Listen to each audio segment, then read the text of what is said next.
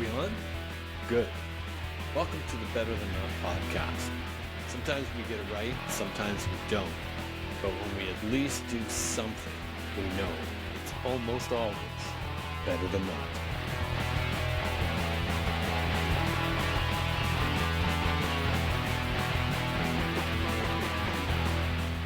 Hi there, and welcome to Better Than Not, the podcast that aims to capture shifting perspectives and thought-provoking ideas in conversation while asking the question, is anything what it seems? Based on my series, A Changing Frame of Reference, which you can read on the Substack app, and I hope you will, as it might give you some insight into what the podcast is all about. I also hope you'll subscribe to my YouTube channel, Better Than Not, so I can continue to bring you great guests like we have today. I'm your host, Doug Gardam, and today it's a pleasure and a privilege to welcome Mark Medley to Better Than Not. Mark, how are you? I am doing great. So nice to be talking to you, Doug. I've been very excited about this conversation today. Mark is the Deputy Opinions Editor at Canada's Globe and Mail.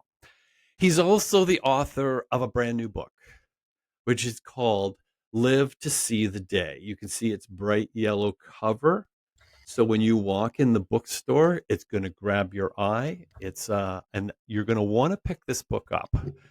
The cover to me is representative of what's inside. It's a bright yellow cover. I live out in the West Coast now. We get a lot of rain. We're kind of in rainy season, but when we see that sun, it brightens the day and brings hope.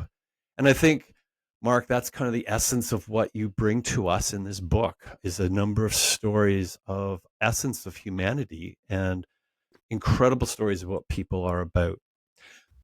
We're going to talk about that in this discussion today, but I wanted to bring back how Mark and I first got connected, because this kind of makes this, I'll say, conversation today somewhat unique. You've paid attention. Mark was before he was the Deputy Opinions Editor at the Globe, he was the books editor. And if you've been watching or listening to Better Than Not, you'll know that I've authored a few books. Well, Mark is the man that authored the feature article in the Globe and Mail that has come up a couple of times in the podcast. So in this conversation, we get to switch the tables a little bit, because now Mark has this book out that's, like I said, a wonderful and very cool book. And I get to ask some questions to find out a little bit more about him, because the last time he found out a lot about me. So with that, I was going to say, it's kind of cool to have you here, Mark. I was going to say, since this podcast started 2.5 years ago, I've wanted Mark on this podcast. So it's kind of cool to see it finally get together. Mark's always wanted to have his book. And so it actually worked out good. This just came out. This is a brand new book, Mark. It came out, I think, January 5th, right? January 6th. So less than January a month ago. 6th. Yeah. So it's out there. Wherever you get books, you can pick this book up, and I highly recommend you to do. So here, where we are, Mark, is we're going to go down the road with the book, but I really wanted to kind of start with you, a little bit about you, and where or how did writing find you? Because I say it in that sense because, like, we kind of choose what happens, but I find with, like, some of the arts and with writing, whether we like it or not, it just gets us. And I was wondering, like, when did that first happen with you? Like, because to open the path to journalism, you've had some choice positions, like at the National Post as books editor and the Globe's books editor. How did that all kind of formulate for Mark Medley? Well, before we get to that, I just want to say it is a real pleasure and treat talking to you, Doug. The book, like, this is no joke, but the book wouldn't exist without you. I had my book launch. No, it's true. I had my book launch a couple of weeks ago, and I gave you a shout out. I know you weren't there, unfortunately. Oh, very cool. But yes. I read an email that I had written to my editor and my publisher when I was kind of dreaming up this book. And you had just sent an email to me, I think, containing an interview you had done. And I started thinking about you and your journey. And I started to think, like, is there a book in this? Like, is there a book for people, like other people like Doug in the world? And I remember I gave you a call a few months after I conceived of this idea. We had a brief conversation. I didn't know what shape it was going to take or whether, your story would be included. But I know you're not in the book, but you're in the book in spirit. So I just wanted to thank you for Well, that, because yeah, no, it's not a joke. The book wouldn't exist without you. So we've come well, full circle. To your question, I think with a lot of writers and journalists, it was something that I wanted to do from an early age. I remember being in grade 2 oh and wow. winning. No, yeah, I won, the best short story competition in my grade 2 class. And as part of it, the school would send the winner of every class to kind of a school board region wide day of writing. I went to French immersion. It was called the Writer's Circle in English. And I won the class prize every year, from grade 2 to grade 6 or 7. I can't remember Oh exactly wow. when it ended. So, I knew it was something I had a little bit of talent doing. Right. And I was, as a book nerd, I'm somebody who reads immensely. Yes. And both my parents were high school teachers. So we had a house of Oh, books. man. And I eventually, I went to university to be an English major because I didn't really know what I wanted to do with my life, but I wanted to, read for 4 years, read all the classics and the great books. And I know this is a long answer, but I was in 4th year studying for the LSATs because I didn't want to be a teacher like my parents. I didn't want to be an academic because I didn't have the marks for it. I thought law school might be an interesting option. And I remember sitting Wow. in the library in Kingston studying and just realizing I don't want to be in school for another 4 years. And if I do go back to school, I don't want to be a lawyer. So what I ended up doing was moving back home to Oshawa, where I'm from. And I lived in my parents' basement for about a year and a half. And I decided I was going to try to make it as a writer. And, all my high school friends had moved away. I worked a desk job for the government, and I would come home every day and just write short stories or chip away at, whatever novel I Oh was wow. working on at the time. And I started sending them out to literary magazines, and eventually I started publishing a few of them. Literary magazines are small at the best of times, but these were like, established Canadian literary Yeah. magazines. And very quickly, even though I was, doing pretty well, I knew this was not going to be a way to allow me to move out of my parents' basement. If I wanted to be a writer and earn a living being a writer, journalism was probably the only avenue for me. And I was somebody who had never written for the school newspaper. I had never really written nonfiction before. So I applied to what was then Ryerson, to their journalism program, Okay. with Yeah. Yeah. short stories I had published. And for whatever reason, they let me in. And, I spent 2 years there, wound up the National Post, and I was fortunate enough to, get a job there and never look back. Wow. Like that's incredible, Mark, that you came out of Ryerson and immediately got on at the National Post. It was Like, very fortuitous. The timing of it, if I had spent another year in Oshawa living in my parents' basement, which was an option, right? Because, it takes yeah. a while to write a novel, as you know. If I decided, I'll spend another year before doing something else, my parents would have been happy to keep me around, right? It's not like I was not throwing parties or anything like that. I think, pretty quiet. I don't think I would be in this position. I got in right before the financial crisis of Ah, 2008. And so my cohort of journalism students, we kind of joke about this. We were like the last ones on the life raft before the bottom fell out of the industry. that's So crazy. yeah, so I got, I had done an internship through Ryerson with the Globe and Mail, which Okay. I got really, really lucky. And so I got some clippings at the Globe. This was like 2006. And then 2007, I guess it was actually when I started at the Post. And then, the following year, everything, the Wall Yeah. Street crash happened. There was waves after waves of layoffs. But because the National Post wasn't unionized and I was making no money, when they needed to cut, when they had to, cut the budget, they weren't looking at me because, I wasn't costing them that much. So it No, was right. very, very lucky. Like in another world, I would have lasted in journalism for 6 months and then gone into PR or something else. Maybe gone to law school. I don't know. No, it's kind of a crazy story when you put it down like that because I didn't know that. But did you find like so you went for your English, your major in English, and did you find that when you weren't writing, you needed to write? Is that what kind of brought you back and left the law school, or like was it just something that you knew you were good at and you just like to do in your time? I think there was a period in maybe my first couple of years in university where I didn't write that much. Like I had continued to Okay. write all throughout high school. And then I guess maybe it was living away from home for the first time. And, Mm, I was taking other courses beyond English. And so, right. I was trying to kind of figure out who I wanted to be and what kind of life I wanted to live. And I knew I loved to write. So to me, I didn't need to do that full time. I kind of Right. Right. allowed myself to study film and study philosophy. And then it was after about 2 years of that, I think that, you take all these other courses. I didn't find anything that scratched that itch as much as Right. writing. And then I went back and kind of started to double down on writing again. So I took creative writing at Queen's. I got involved in the Okay. literary magazine on campus and started to befriend some of the writers who were my age. And then that was when I kind of was like, okay, like this is something like I really like. Like I'd walked away from it for a while, but I came back to it and it was like I never left. Um, so that's kind of Wow. what happened. Did you have like at that time writers that were like inspiring to you? Like as far as like, or was everything kind of inspiring to you? Yeah, I mean, I was really fortunate at Queens to have a couple of like really fantastic professors, Edward Oh, Lobb, who taught like 20th century literature. So you read all kind of the great books. It was when I read Faulkner for the first time, for oh, instance. wow. Okay.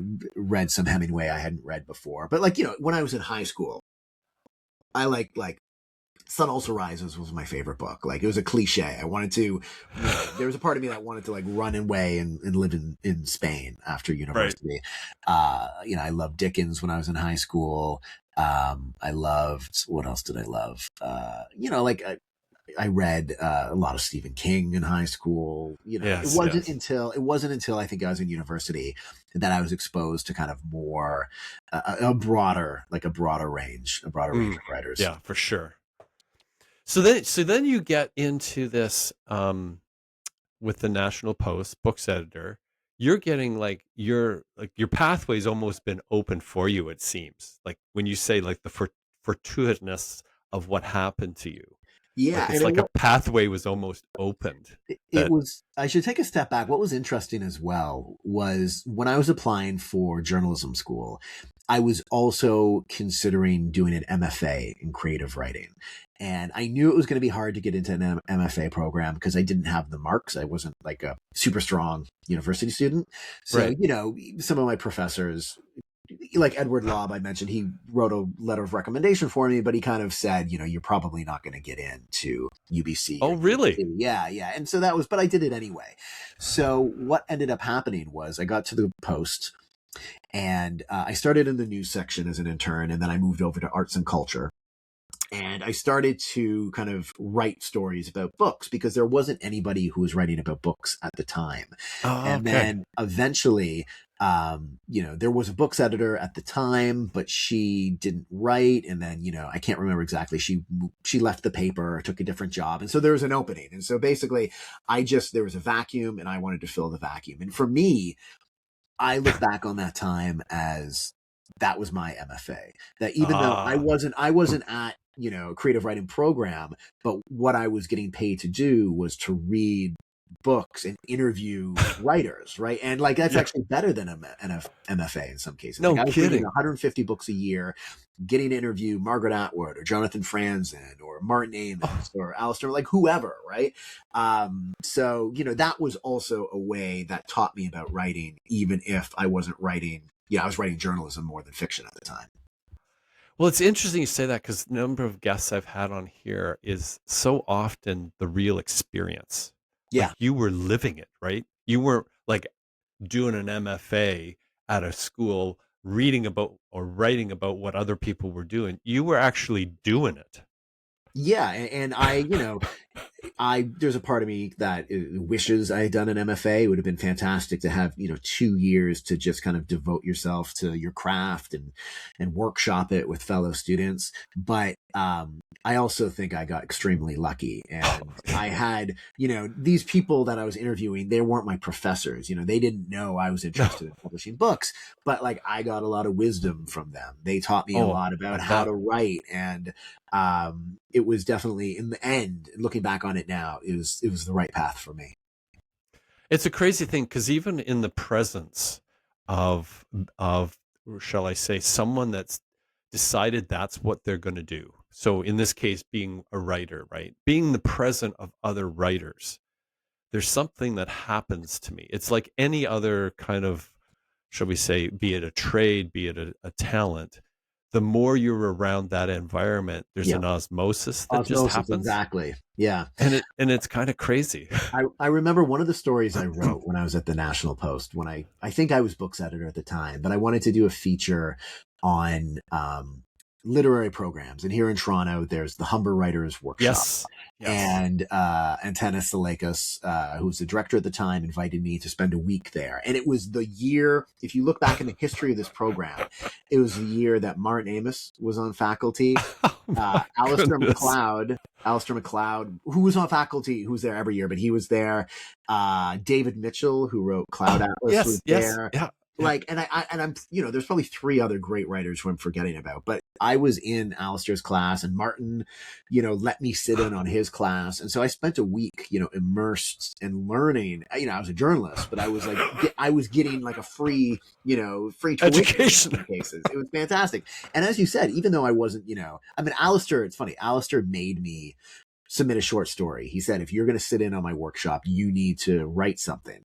And No so I way. did. And he was very, very complimentary. And I got to know him a little bit after in the years. And he always remembered, the story I wrote, and said, oh, you know what you're doing, which, that meant a lot to me. But even just, sitting around and being surrounded by writers and people who wanted to write, like that goes a Oh long man. way to Oh yeah. driving you.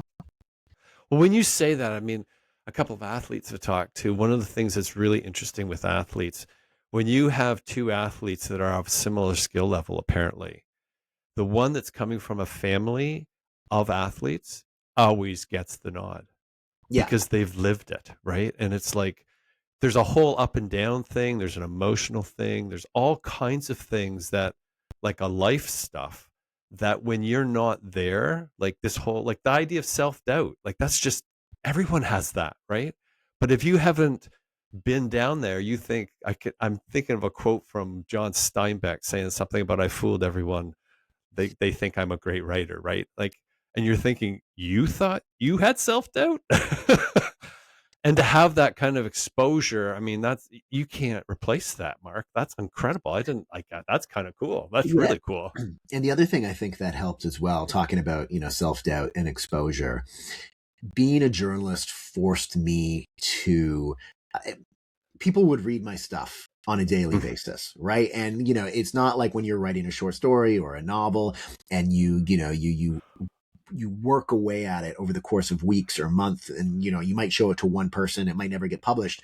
I was publishing stuff almost every day, and even if it wasn't perfect, it was too late. It had to kind of, I had deadlines to hit, there's pages to fill, and my stuff would run. I would get feedback from readers, I'd get feedback from my editors and my colleagues, and it really kind of taught me, a, Oh, how to deal with criticism and how to get used to having your work read. But B, it kind of taught me you can't necessarily be a perfectionist about things, right? Like, which is different when it comes to like the book I've written, like I just wrote, it took me 6 years. And so I'd like to think it's more perfect than anything I've written before. But being a journalist, being kind of thrown into the fire, you get thrown into the deep end every single day. That went a long way to shaping, I think, how I approach the craft as well.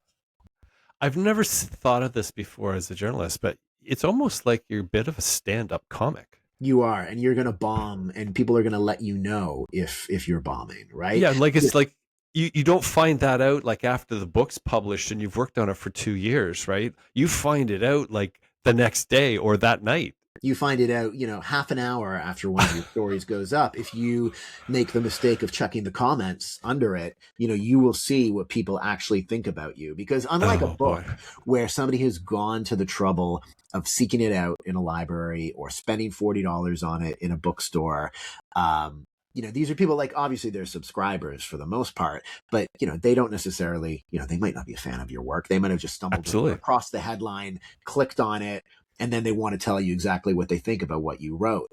I'm not somebody who reads the comments when I did write, but I Right. know they're there, and I know not all of them are happy with what I'm writing. Well, they're not standing in front of you either. Like being able to write a comment online versus standing in front of a person talking to them, you're not going to get the same comment, right? Like No. it's just like you're talking almost to your dog because you're not going to get any feedback and you can say whatever you want, which is, I guess, in some ways it can be honest or how someone's feeling, but it's not necessarily accurate, I guess, is the Yeah. best way of looking at it. So now you're in this kind of realm, working successfully as a journalist. You moved from the National Post to the Globe and Mail. Yeah. And I can remember that because I had in my head, in my business world, one of the things that had always been is being written up for your next promotion in the Globe and Mail. My father had that kind of thing, and it was like, man, that'd be kind of cool to get that, right? And so when you moved to the Globe, then I was going to say, oh my goodness, this is really kind of interesting, having no clue that anything would ever happen at that point in time. But in this throw, as this is happening to you, are you already in your head that I want to write a book? Yeah. Or had that moved away? No. I there were various book projects that I worked on while I was at the National Post. Some of them were nonfiction. Some of them were fiction. if you go to my laptop, there's probably a folder with 150 abandoned novels that I've started over the years, and probably 300 short stories that I never ended up finishing. So, fiction was always like the first thing I wrote. But then as I became a journalist, and I got more comfortable writing nonfiction, and I saw the advantages of the genre, and my heart kind of started gravitating toward that way. Mm-hmm. I knew I was going to write a book at some point, but the thing is, when I was books editor at the Post and the Globe, there was always a part of me that felt it would be almost a conflict of interest to write a book while I was books editor, if that makes any sense. Yeah, oh, absolutely. That like, I had gotten to know so many people in the publishing industry. Oh, yeah. And, I'm one assigning the reviews and editing the reviews and profiling authors, that if I turned around and then said, you know what, like, I want to use this position to benefit myself to publish a book.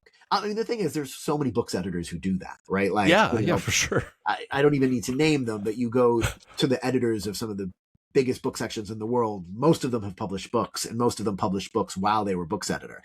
But it just didn't feel right to me. It also, I think possibly it would have been impossible for me to do while I was still writing, because, as being a writer, you have, I think, a finite amount of words in you every day. And it's like a muscle you can only exercise so many times. And I just found myself, I'd get back from the newsroom at the end of the day, and I'd sit down on my laptop to write, and it was just nothing left. So I also kind of felt I need to leave that behind if I'm going to write a book. So, like, it was always in the back of my mind, I'm going to write a book.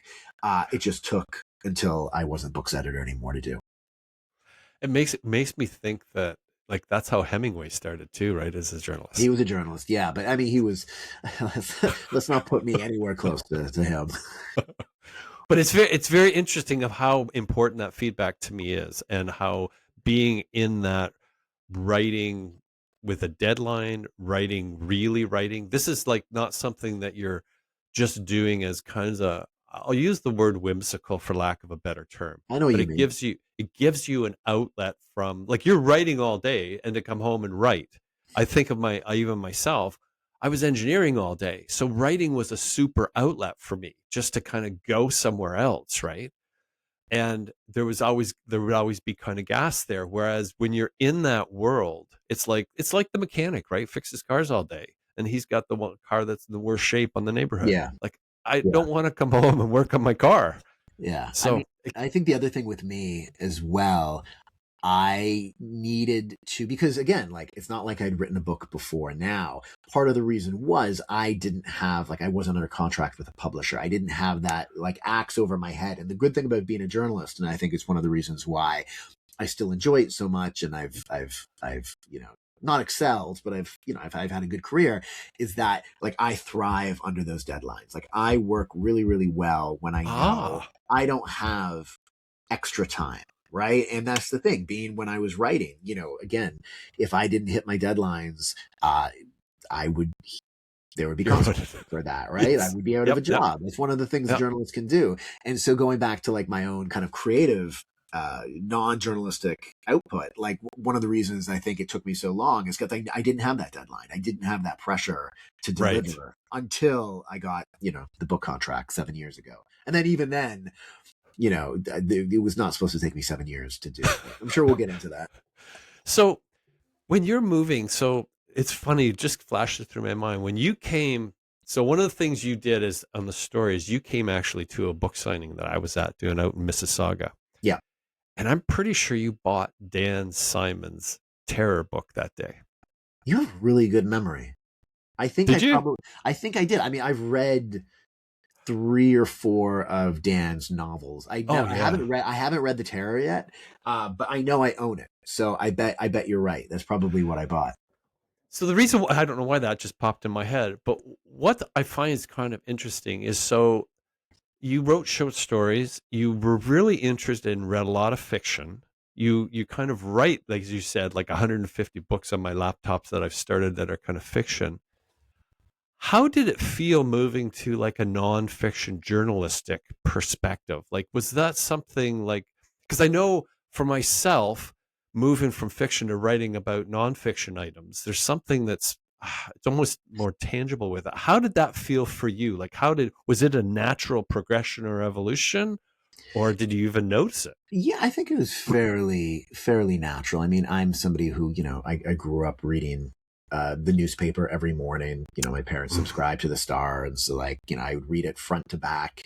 My dad always had National Geographic, so I'd read back issues of that. And so, I had by the time I was in university, I was subscribing to, I think, Harper's or the Atlantic. So, like, I had a grounding in the journalism You like world. that? Yeah, I mean, I think when I went to Ryerson, I didn't know how to, write a lead, but I knew what good journalism was. And I think for me, one of the things I've just tried to apply, as far as, like, my own, what I take away is just, like, good writing is good writing, right? And good writing in Mm, fiction, you can apply a lot of the same rules and lessons to nonfiction.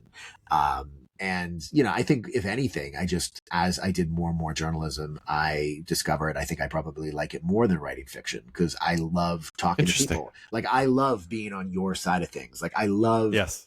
having the license to ask questions, dumb questions, smart questions, questions that just, flashed into your mind, or that you've been thinking about for 6 months. Like, it doesn't matter. And so, like, being able to do that was the thing that was like, oh, I have permission to do this. And then you mold that, and then you take the answers and you kind of Yep. mold it into something beautiful, something well written. Like, that was perfection for me. It was like, oh, this is what I need to do.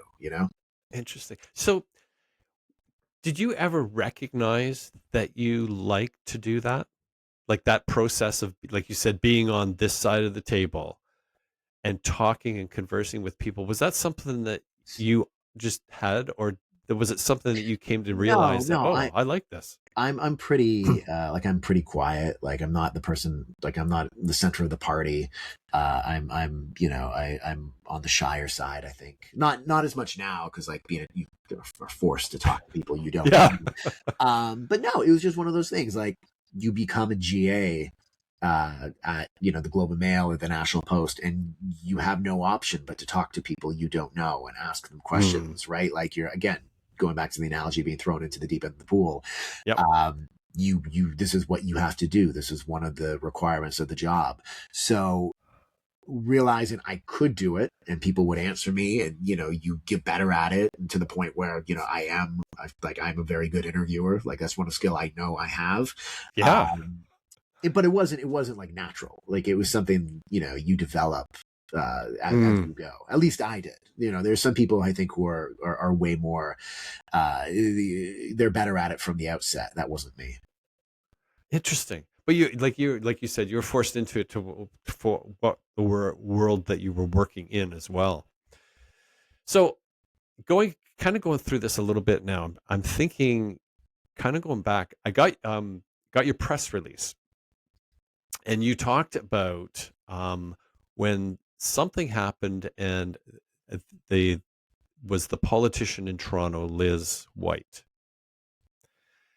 And can you go through a little bit of what you were thinking about and why that become fascinating to you and her story? Yeah, so if you're one of the sparks that lit the fire that became Live to See the Day, Liz is the other one. So the story behind Liz is in 2008.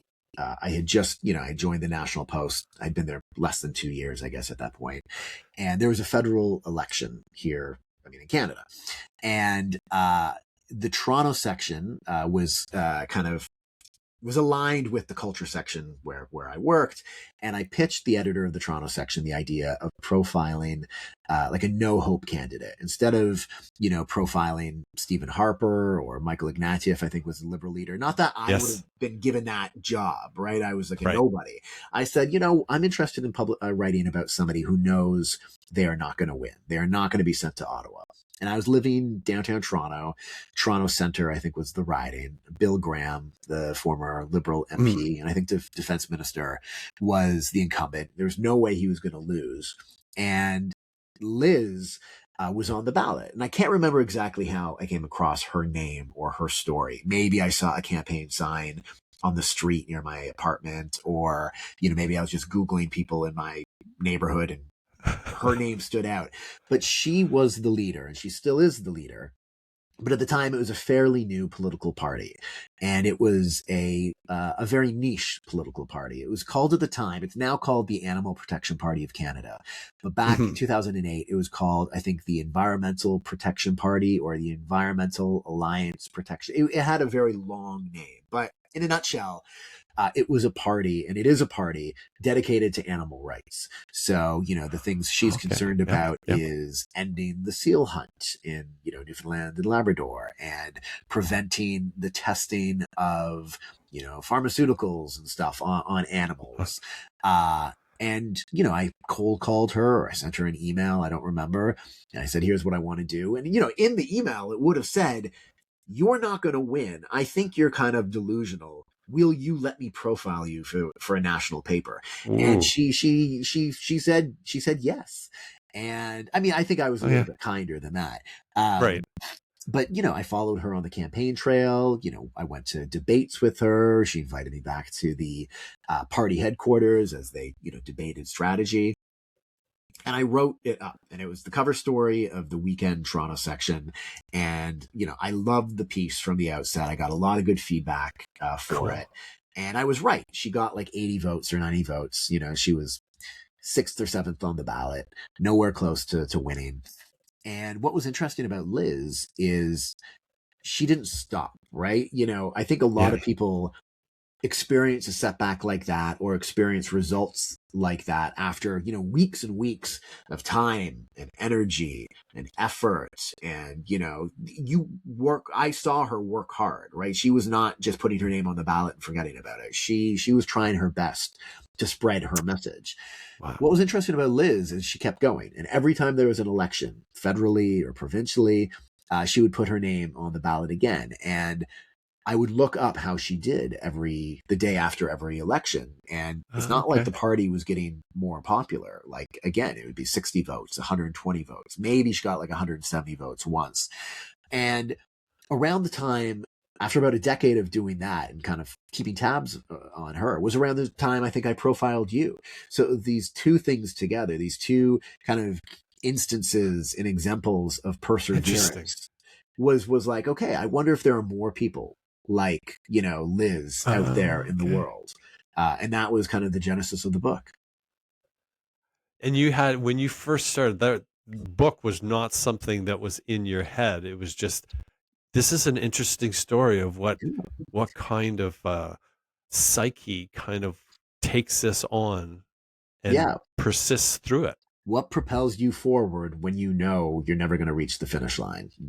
Again, going back to why I became a journalist, or why I think I love being a journalist so much, is that deadline, is that idea. I get up in the morning, I write a story, or I edit a story now, and I see it in the next day's paper, or a few days later, worst case scenario. And I love that, right? I like seeing the fruits of my labor. But in the case of somebody like Liz, not you, because you can hold the actor, you can hold the driving. Like she knew she was never going to get sent to Ottawa, and she did it anyway. And so that to me was like the question that really motivated me. I wanted to answer that, and I didn't know where it was going to lead me. And going back to what I didn't know when I wrote that piece about Liz that I was ever going to write a book including her. Right there, all those other projects I worked on over the years took precedent. It was only a decade later, or about a decade, 12 years later, that I kind of went back to it and said, oh, there could be something here. So it's so interesting because when I'm reading her story, right, in your book, and know nothing about her, and I'm kind of going like, she kind of epitomizes better than not. Like she just like, it's better to do this than not to do it. Like Yeah.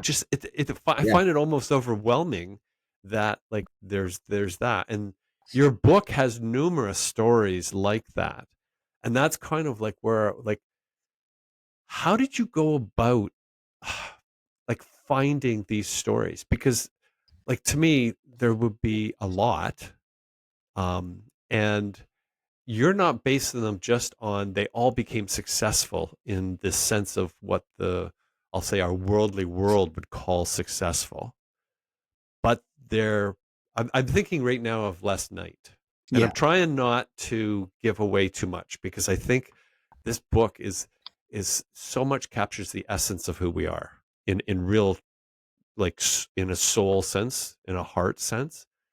And it's like, how did you go about doing this? Like, how like it just seems like, okay, how do I go and pick out what this are? Because you're not looking for Olympic champions as an example in their hard road to get there, because they have to be very persistent in that way too. Yeah, I wanted the Olympic champion who never made. Well, Yes, I wanted the person who never made the Olympics who ran anyway. Yeah, no, I mean it's a good question. that's Like crazy. I had Liz in the back of my mind, but Wow. you start writing ideas down. So I think probably I was working on 30 or 40 chapters at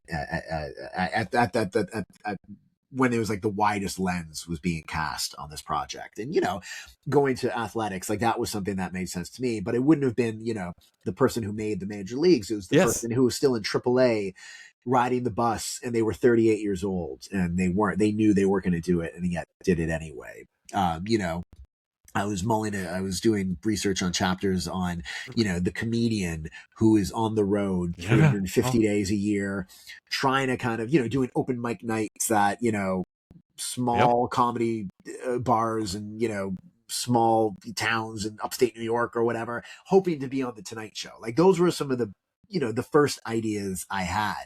But the book became a lot weirder than that, and it took me down all these roads that I didn't expect, right? Like the opening chapter of the book after Liz, who's the introduction, is about those involved in SETI, which is the search for Yes. extraterrestrial Yeah. intelligence. Yeah. And I'm Yeah. somebody who's fascinated by the idea of intelligent life elsewhere in the universe. So that was a chapter that I knew would Ah. probably be in the book.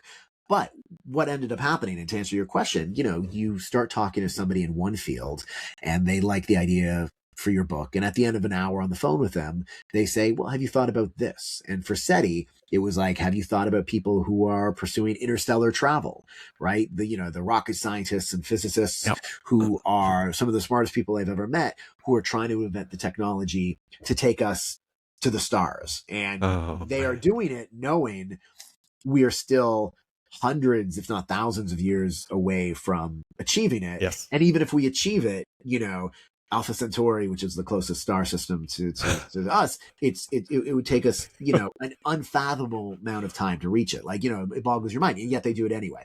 And then that turned me on to planetary defense, this field where, not many people are doing it, but they are designing the defenses Oh, wow. for the day when a catastrophic civilization ending asteroid is on a collision course for Earth, because we know it's going to happen eventually. It's happened before with the dinosaurs and a couple of other times. Yet we know it's not going to happen anytime soon. They've decided to spend their lives doing this. And so, you Amazing. just start talking to people and they give you ideas. And, Oh, yeah. some of it was just, you come across something in the newspaper. That's how I came across last night, the gentleman you mentioned. Oh, okay. I just saw an article about him, and it was basically like, man devotes his life to trying to bring about the extinction of the human race. And I was like, that's a chapter. So he invited me to Oregon to spend a weekend with him. Right. So, part of it is, That's really cool. yeah, it comes from everywhere. It comes from everywhere. Because you kind of went around the world, right? For some of these stories. Yeah, it's one of the reasons why the book took as long as it did, right? Like, I thought this book was going to take me 2 years to research and write. I think my original contract says this book is going to come out in 2022. And here we are 4 years later. And part of the reason was, I started kind of casting a wider net and deciding, a lot of the people I was interested in just weren't in Canada. They weren't in my backyard. So I knew I was going to have to travel. And then, unfortunately, not long after I started the project, COVID Oh, yes. in Yeah. North America. And, it's hard to remember now, but it was not easy to travel for Anywhere. the first couple of years of the pandemic, especially coming from Canada. So that delayed things immensely. So, I did a lot of the initial interviews just like we're doing now. I was in the basement of my old house talking to people during the day as we were in lockdown, they were in lockdown. And it was only kind of the end of 2021, when the world started opening up again, that I actually got to kind of go out and meet them. And, I have a young family and I had a job. Yeah. I couldn't, I had to break up all the research trips into, I could do 2 weeks here, wait 6 months, 3 weeks here. And then, there was other things that kind of interrupted the process, but it took the time it needed to take in the end. So I have to ask you, and I hope this isn't really a spoiler though, but you met Jeremy. Yes, Jeremy Holden. What and I think I'm right on this. Had you ever experienced an earthquake before? Yeah, small. I think 2. I remember one when I was Really? yeah, there's been 2. Like, one when I was in Oshawa in high school. I remember my high school job. I was the night receptionist at a nursing home, and there was an earthquake during my shift. Very, very small one. Like one of those earthquakes where you're like, oh, did like somebody just like drop a box like down the hallway? Right. And Yeah. then when I was at the National Post, the newsroom was on the 3rd floor. And there was an afternoon where there was an earthquake. I don't know if it was like centered. I think it was the one in Ottawa that there's a famous footage of like a politician or a spokesperson darting from the stage during the earthquake because they're petrified.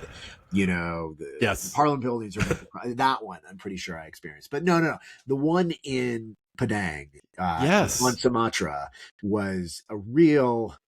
I'm not trying to like hype it up for effect, but it was a real earthquake that could have caused a lot of damage. We were well. You wrote about it in the sense of like how do I say this? Something's going on that's very bizarre. I don't know what it is, and I'm in the fog of my sleep trying to figure out which end is up. Like that's kind of how it felt when I'm reading it. I'm going, oh, this was a real experience for you. Well, I think it's the last thing you expect when you kind of go to bed at night, to be woken up by, like somebody shaking your bed, like they're, like the hotel is on fire and they're trying to get you to flee. The irony is that Jeremy, the gentleman who I was in Sumatra to interview, he had warned me when we met at the airport that the hotel where we were staying was the site of another large hotel that had collapsed about 15 years earlier during the last major Sumatra earthquake, and it killed hundreds of people. And like you can look it up and find articles about that. And this new one was built on the ruins, not the literal Of ruins, that one. but on the space of the old one. So, he had kind of primed me for Wow. something to happen, and then literally 12 hours later it happens. No, that was like that was that's the most recent story. I'm not actually going through this chronologically That's okay. because I'm We can picking jump. up like the SETI one really fascinated me because I'm kind of interested in space quite a bit, and that whole idea and that concept that there's another life form, because that all started kind of with, I think, Carl Sagan, right? Exactly. I mean, Contact is one of my favorite Yeah, novels Contact. There you and go, Jodie movie. Foster. Exactly. Yeah. So, the other thing that because I got a few things here that I still want to like. So, in your role as the deputy opinions editor at the Globe, you see a lot of stuff, I'm going to guess. By stuff, if you mean submissions or pitches, Yes, like people, like yeah. just like things that are how do I say it? Like all I can kind of, the word that comes to me is conspiracy theory, but it's just like far out ideas of what's happening. Yeah, I And wouldn't say I see a lot of conspiracy theories. I mean, okay, I get okay. those. I get those, right? Like probably every day you get an email from somebody who is alleging they have uncovered some kind of vast, conspiracy Hmm. to take over the or what have you. But no, for the most part, I think they're a little bit more. They're less unhinged than that. So when you moved from, because like to me, almost a dream job is books editor. Yeah. How did that shift in your world to go into this opinions world, the opinion editor kind of thing? Because it's kind of a shift of our culture too, right? It is. It's kind of. I hadn't actually thought about that, but it's true. If you kind of match up the year I left the books world, it was right. It was about a year, I think, after Trump got elected. And it was kind of the start of this current climate where people are constantly like opinions have become the weapons that are, fueling a lot of the Yeah. conflicts that we experience today. I mean, how did it change? I mean, I left books partly because I had been doing it for a decade between the two publications. I Yeah. wanted a change. Part of the reason was going back to what we were talking about before. Like I had the idea, I wanted to write a book, and I Yes. felt that if I'm ever going to do it, I was in my late 30s at that point. If I'm ever going to do it, I should probably start thinking about doing it seriously now. And there was also kind of a new opportunity at the Globe. They were launching a new weekend opinion section. They needed an editor to come on board. So I thought that would be a good fit for me. I mean, a lot of what I was doing as books editor was editing opinions. I mean, that's what a Yeah. book review is, right? It is Right. somebody's opinion. Absolutely. Here's why you should read this book. Here's why you shouldn't read this book. And let me tell you why. And I had very good contacts with people in the books world, and I could invite them in to write for this section. So like it fit. It was like leaving the books world, but it still allowed me to have like one foot in that world at the same Yes. time. So like it was kind of a seamless transition. I don't know if that answered your question though. Yeah, no, it does, because it does kind of fit. Because to me, I think there's a lot of Canadians that still look to the Globe for information. Like it's so tough today to find, what would I say, accurate information, because there's so much out there, and a lot of it's almost social media opinion, so we speak. And I thought it was kind of a neat bridge how the Globe took this on as a part of our shifting culture to say, well, we're going to try and speak to this as best we can. Yeah, and you do notice. I mean, one thing I noticed moving from books to opinion is, books are still not niche, but, there are way more people who read the opinion pages than read the book section. And so, Oh, joining the yeah. opinion section, you realize what you're working on travels. And it's still shocking to me after having been in opinion for 7 or 8 years, however long it's been now, that we publish something on a Saturday, and on Monday when I come in, I hear from readers or I hear from the author of the piece, and you just see what kind of an impact it had, what kind of an effect it had, how it shaped conversations, how it has as the aftershocks are being felt in Ottawa or across the country. Like, it doesn't happen obviously with every piece, but it Right. happens. It happens frequently enough to understand.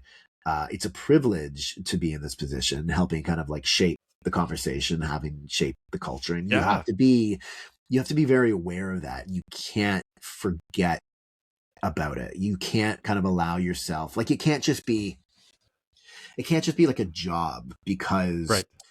I mean, it is a job. Don't get me wrong. It is Yes. Yeah. it is a job, but there are ramifications to what you put out. Like, it has an impact, it has an effect, and it's something that you have to be mindful of. It's a responsibility. It's a responsibility. Is That's a much better word. It's a responsibility. Yeah. and why I think this is kind of cool, because earlier you'd mentioned about when you're working as a books editor and trying to publish a book, there was almost like a conflict in your mind, right? And it's interesting that you think that way. Like, it's kind of cool that you're in the position you are with that responsibility because you think that way. There was a And many of responsibility us, as yeah, but there was a responsibility as a books editor as well, because Mhm. I would get 400 or 500 books across my desk every single Oh week, my goodness, and man. at the best of times we could review a dozen, maybe 14 if we were lucky. But more often than not, you're talking about 6 books.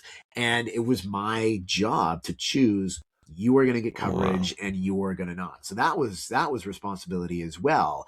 A different kind of responsibility. But, Yes. I never lost sight of the fact that, and I feel it even more now, being the one hoping to get any kind of media coverage. You spend 5 years working on a book, you send it out into the world, and then you're greeted with silence, or no interviews or no reviews, Yeah. or any kind of attention whatsoever.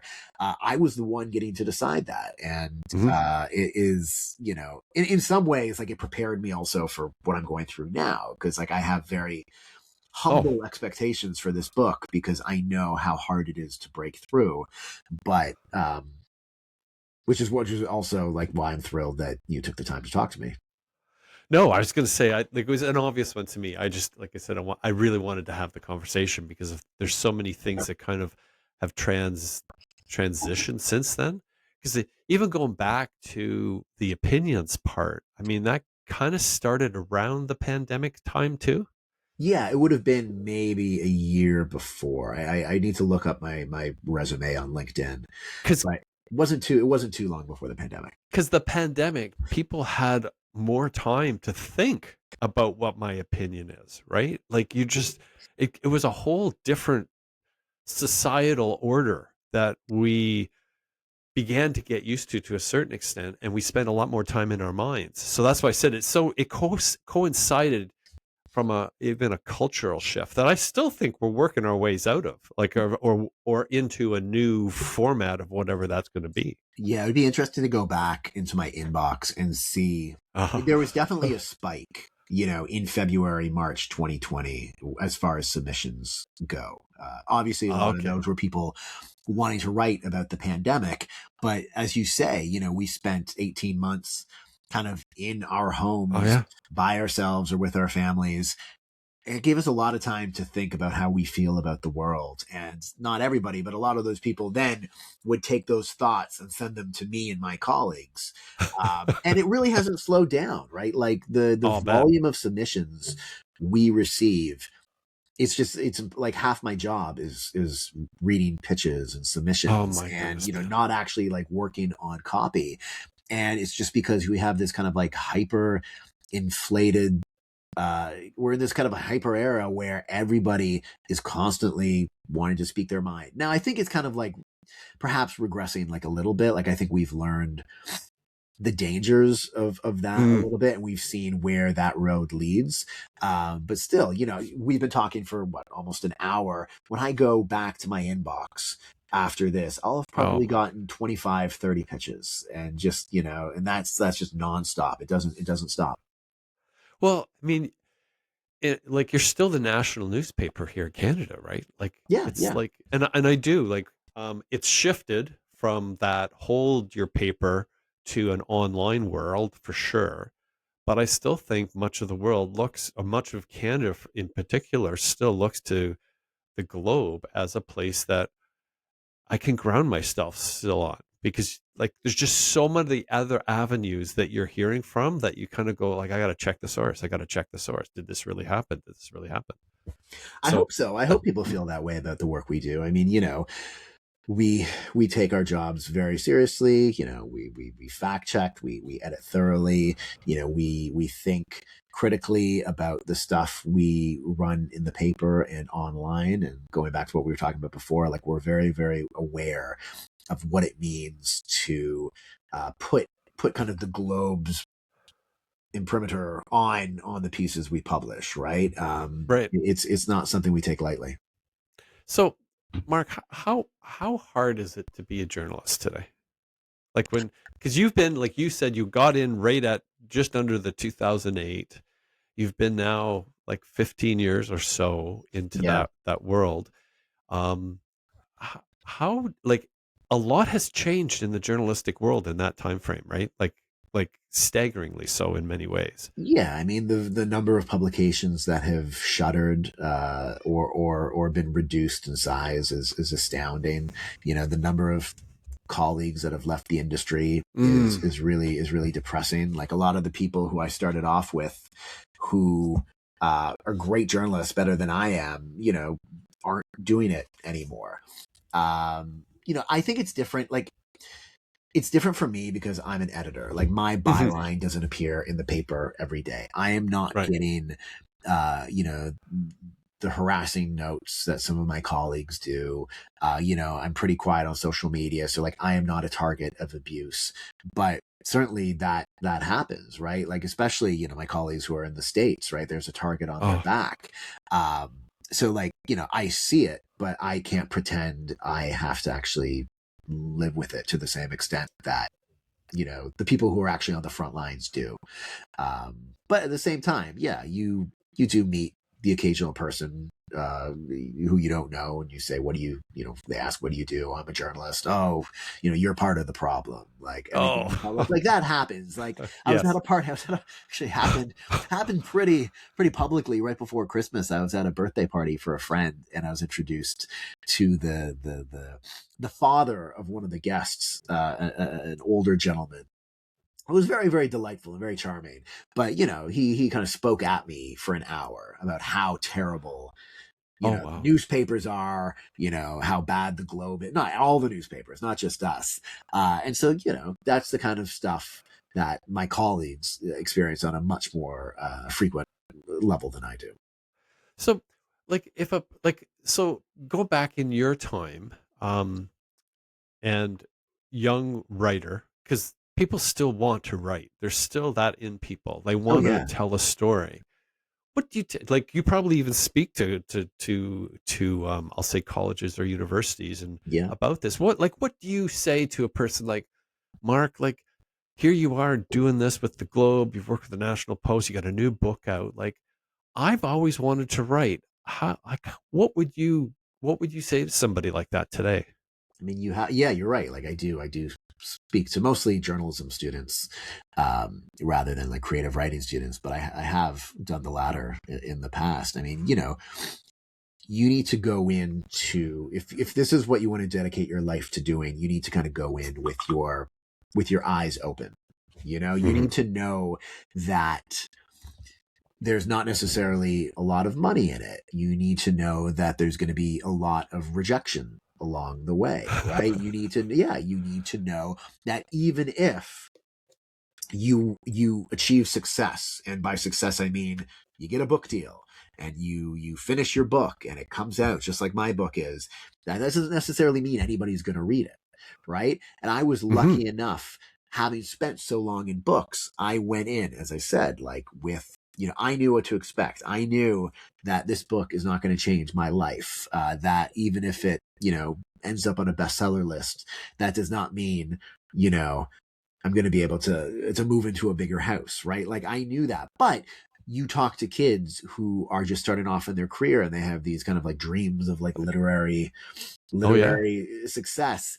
I've seen it. I've had friends who are poor writers who, they struggle and struggle, and they finally publish their first book, and then, 200 people buy it, and it can be crushing, right? Oh yeah. It can be crushing to put so much of yourself into a project, uh, and not, and something you feel super passionately about, and then it gets out in the world and people don't feel as passionately as you do, right? And so, like, I Yep. just want, that's not to say don't write, like, that's not to say Right. don't do it. If anything, like, I think there's something really admirable about doing it in spite of the fact that Yes. that is probably going to be the outcome. And that's kind of like that's one of the themes of this book. The people in this book Absolutely. are doing what they do in spite of the fact that they're never going to, discover aliens, or they're never going to, discover the mystery ape in Sumatra, or what have you. Yeah. And Oh, writing's the same, right? Like, yeah, I mean, absolutely. I don't need to tell you. I mean, you spend hours and hours and hours on Yep. something, and then you send it out into the world, and if the world doesn't respond with the same enthusiasm you feel, that can be a really, really devastating experience. And so that is kind of like what I usually tell them. Just like, know what you're going in. Like, don't not do it, but go into it knowing this is the likely outcome. And if you're the 1% of the 1% of the 1% who's chosen for, Renee Witherspoon's book club or whatever, or, Yep. you're on Barack Obama's summer reading list, and it does change your life, well, then that, it's the same as winning a lottery ticket.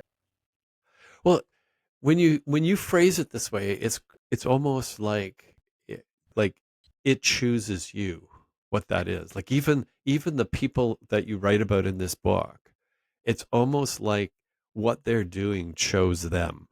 They like it wasn't There is, like yeah, there is that definite, like, vocation, like a calling. You know what I mean? Like, there's it's some, something that keeps you doing that seems beyond, like you've mentioned, like I'm doing this so that I can get a new house. yeah, and Well, that is something that, like, it's the same with me. And one of the things I was interested in is, like, this idea, like, okay, how do you live a rewarding life when there's no guarantee of reward?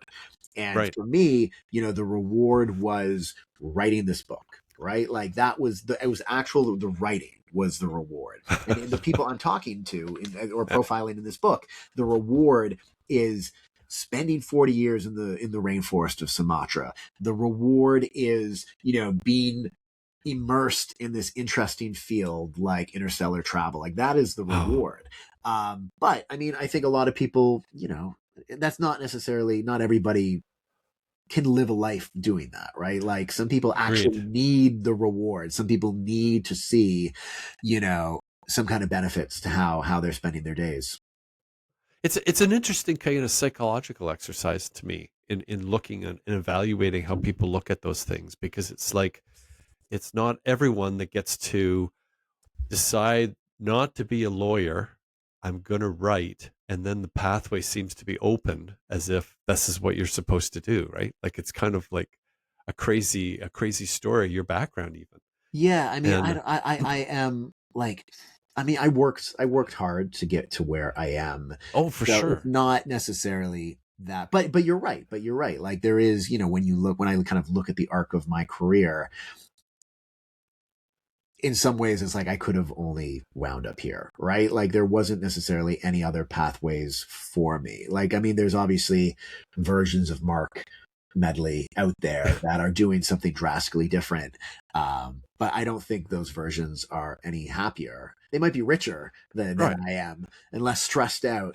And, they haven't gone gray as much as I have. But no, I walked the right path for me.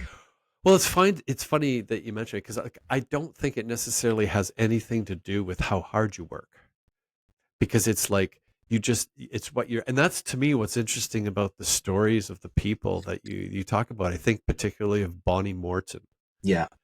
like like you can almost, like, as I haven't read that all of that yet, but like the tears almost fall on the page when you're kind of reading, like, why do these things keep happening? And it wasn't like she was sitting watching football all day long and doing nothing, right? Like she was working hard almost all the time. No, she's Like, somebody, I mean, I think, and not a spoiler, but I think, the end of the chapter basically is like, she says, like, I'm going to die at my desk. I'm going to die doing what I'm going to die from working so hard in pursuit of this thing I know is never going to happen, yeah. which is heartbreaking. But again, it is a really, I think, not a beautiful way to live because I think again it's not necessary for everyone, but it is it's a really admirable way to approach whatever it is you want to do in life. Well, in the stories that I've read, you've captured that. Like, I think No, it's thank like you. that the people that are the individuals that you wrote about, um, when they read their stories, they're going to feel like there's a heartwarming that's going to come out of that. I'm sure because It's it's like funny. I'm at the point now where the uh, book has been out a few weeks, and I am starting to hear from some of the people I wrote about, which is always a uh, you never know. You never yeah, know how the people yeah, you profile are they going to see themselves the same way you true. capture them, the way you see them. And so far it has been really humbling and it's been wonderful to see, these notes being like, yeah, you saw me. Like you captured my life in a way that makes me proud of what I do. I haven't heard from everybody, and there's some people who haven't emailed me back, so Right. maybe they're not happy about it. But for the most part, so far, well, no, to everybody who's written me has said like, yeah, you got me. You have a way in your writing of capturing the heart. That's really, it's interesting that, like you said, between fiction and nonfiction, you in the nonfiction world, that's what I've read of yours, obviously, and you have a way of capturing the heart in words that is not necessarily an easy thing to do. I don't think it's very easy to be literal in language. I think it's a different thing to capture that heart sense. And in the stories that I've read so far, that is captured despite the hardship of the individual that you're writing about, which I think is kind of a signature of Mark Medley, actually. The one thing that this book kind of allowed me to do is, when you're writing as a journalist, and especially when you're writing for a newspaper, you have space considerations and you can't kind of include everything about somebody that you would Mm-hmm. like. In this case, when you're spending 10,000 words on a person as opposed to 1,000 words, you can go a little bit deeper as well. As like I kind of insert myself in this book in a way that I don't insert myself as a journalist. And so Um, like it allowed me to kind of comment, and like I'm a guide kind of taking the reader around the world, introducing them to all these people, but at the same time, like I'm also allowed to like, you know, uh opine on what I think of them and where they fit into the kind of the greater mhm. the structure of the book. So yeah, like I don't know if I hope it shows like the heart of these people, because like everybody in this book I admire in one way or another. They're included for a reason. There's a reason this book kind of encompasses their stories and not other people's stories, because I felt like taken together, it's greater than the sum of the parts. I love that expression because I think it is part and parcel of that. The other part, and I'm going back to the Jeremy story. You spoke about like what you were almost like a fog you were in, waking up in the middle of the night with the building shaking, your room shaking, your bed shaking, and then you get to the door and Jeremy's there ready to help you, and it's Yeah. like you get like that's a perspective on who you're actually writing about, right? Like they've got your back. Like it's just and it was like one sentence, but it's like, oh, they do have their back. That's And that's he had kind of known cool. me again. He had known me less than a day at that point, and here I Wow. am, on the other side of the world. I'd never been into Sumatra before. The lights Oh, are out and not working. I'm convinced that the hotel's about to collapse, and before I can panic, before I can do anything, he's at my door, yeah. making sure I'm okay. Be like, we got to go. We got to get out of here. And it's neat that you captured that in his story. Like I think it's a kind of a way of really giving you a sense of I come back to what I said about writing about the heart because there's a connection between us that goes on that is very difficult sometimes to capture in words because we're kind of doing that in a tangible way for the reader to understand, where the heart doesn't actually come through on that, or the emotional part. So, Mark, you've done a book now. It's out. Like Apparently, yes, it is. It is. it's very prominent. Like the color of it's great. Like I can only imagine the time that goes through picking the shade of yellow and all the Well, stuff. let me do a quick story about this. I think this was a because the author is not responsible for the book cover. Kate Oh, Sinclair, a very, very good yes. designer, did the cover. And I think I know it was a very difficult book for them to art. And so it I'll was bet. getting like, we were getting under the gun, and I hadn't seen any potential covers at all. And finally my editor sent me a note she's like, I got 2 covers for you. If you don't like them, we're gonna have to delay the book Oh man. like it was just so difficult that I think Kate was like, here are the 2 I have. I'm out of ideas. And so this was one of them. And I saw it right away. Even though in my you write a book and in your head you have an idea of what it might look like. It's Yeah. funny how this cover has eclipsed all my previous versions. Like I can't Oh, even that's really cool. remember. Like this is like what it was always meant to look like. She did a little bit of tweaking, and we tweaked the subtitle a little bit to fit. But yeah, no, talking about the yellow, I thought the same thing. I was like, oh, a yellow book. You never see that. And then I was in a bookstore like a week later, and there was like a bunch of yellow books. I think a lot of people have the same line of thought. But no, I love it. It's still fantastic. Well, it just, like, as I started to read it, I'm kind of going like, wow, it's funny how all these things are connected when you go into a book, right? And how Yeah. it kind of connects. And I read somebody wrote, this is a book about hope. I think it was on your Instagram. And I said, like, it's kind of the essence of who we are, Mark. Like, that's who we are. Like, and if It, we're not hopeful, oh my goodness. it's funny because it wasn't supposed to be a book about hope. Like it was. Like I went back to my original, notes about it, and the word hope Right. definitely occurred. But I think I understand. I think it coming out at this moment, it feels more hopeful than it would have if it had come out 3 years ago, right? And like I think, despite Yeah. all the frustrations I experienced as far as the time it took to write this book, coming out in January 2026, it landed with like the hope was kind of like underscored in a way it wouldn't have been if the world had been, a calmer, more stable place, right?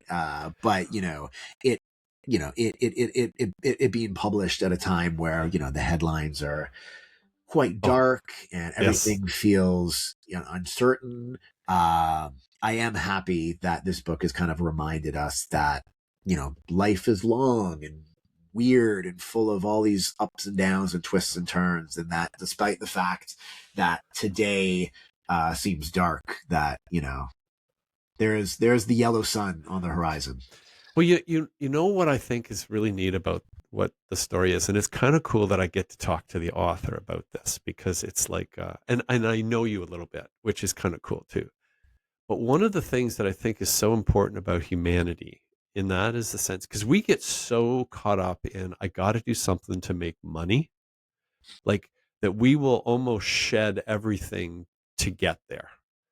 And what your book and the stories that you tell, because they're not like sports stories, they're not all like success stories in the sense of how we view success, whatever success is in our world today.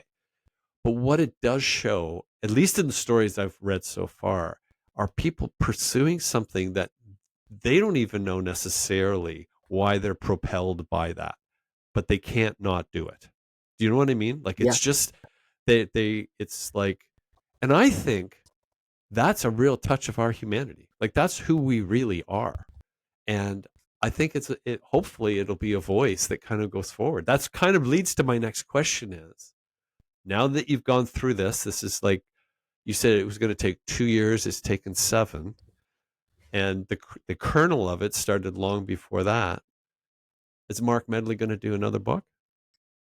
Yeah, eventually. I mean, I am under contract for another book. Oh, that's So great news. I You will like owe deadlines? my public. That is a good deadline to have. Yeah, I have, and I have. I need to once this kind of the publicity part Sure, of sure. the publishing journey is finished with. I'm going to go down through this, my file folder with all I have a literal ideas file Oh, I'll folder, bet. and I'll go see which one of them stand up. Like anytime I have an idea, I just email myself, I can't even translate it. I look back on it weeks later. I'm like, wait, what was I talking about? So we'll see if any of those ideas feel worthy of a book. But it's possible this is the only book I ever write. Like, I don't want to force the issue. Like, I don't want to write something just to write something, or write something that I'm not proud of. I don't know. But I'm sure I will. But like, if this is it, I'm happy. Like for me, writing a book was on my bucket list. Like, I think bucket lists are kind of corny and cliched, but like, there is a list of things everybody wants to do before they die. Sure. And for me, like, I can honestly say at the top of the list, if I had been like 85 years old and, only had certain, I would have been really, I would have been filled with regret. And now, fortunately, I can tick that one off. So it's a long way of saying I don't know, but if I do, we will certainly be back here talking about it. Well, I was going to say, I sure hope you do. I was going to say it's because you obviously have that ability to capture in words a feeling that's not always easy to do, and especially in the nonfiction world. But with that, I should ask you one other thing. Anything that we haven't talked about that you'd like to say while we're still together on here? No, before I go to your book. This has been very pleasurable. I'm so glad we fit this in. I mean, you have been a big supporter of the book. I mean, I remember because, like, we taught, you knew I was working on this. Yes. And the entire time, especially the last 3 years, every so often, every 6 months, you'd send me a note to be like, hey, like, how's the book coming? When can you come on the podcast? So in a way, you were another deadline. You know what I mean? Push. Like, I had to finish the book so you and I could have this conversation. I couldn't let Doug down. Well, thank you. Yeah. So, it was a long time coming, but I think this is very unique, Mark, to be quite frank with you. Like I think it's very unique that these roles have switched in a sense. No, and that full circle, really. That you've agreed to kind of do this. So I was going to say, to land this thing, we're going to come back to Mark's book again. Live to See the Day. That yellow book, it'll jump out at you when you walk in your store. Mark, it's available everywhere, is it not? It should be, and if it is not, you can send me a note. Send me a note, and I'll track down a copy for you. So, can people find you? They can find you on Instagram for sure. Yeah. Do you have a website, or No. like with you're not part of like connected with the publisher or anything like that? I mean, yeah, there would be through Penguin Random House. They would have a website for the book. I have an author website at the Globe and Mail that just kind of lists anything I've written for the paper. But I'm on X, I'm on Blue Sky, I'm on Facebook. You can find me in all those places. Where's the best place to find you if a person's looking to, like, your email's actually on the Globe site, I think. Yeah, that's the best way to track me down. You can. I mean, that's for my day job, but if a reader needs to get a hold of me, that's fine. I will answer. Well, with that, I'm going to. I think this is a good place to kind of wrap it up. It's just been Mark. It's like I said. You were one of the first people I thought of to have on this podcast. I know. Thank you for your patience. Speaking of impossible goals, it probably felt impossible to kind of get me on here, and yet we did it. It's one of the weirdest things that's going on with this whole podcast to me. I had no idea that we would be doing this, but I'm hoping that you've enjoyed this discussion with Mark Medley, the author of this book. And don't forget it. Live to see the day. You won't regret picking this up. It's stories, and the neat part about this is you don't kind of have to sit down and read it all at once. You can pick out stories, and you're gonna find heart in all the stories. And with that, I thank you for joining us on this episode of Better Than Not. I hope you'll subscribe to my YouTube channel, Better Than Not, and I also send Mark a line of what you thought about this book, because I know he'd be looking forward to it. And with that, I'm going to say goodbye. Thanks, Mark, again. Thanks, Great Doug. to see you. Likewise.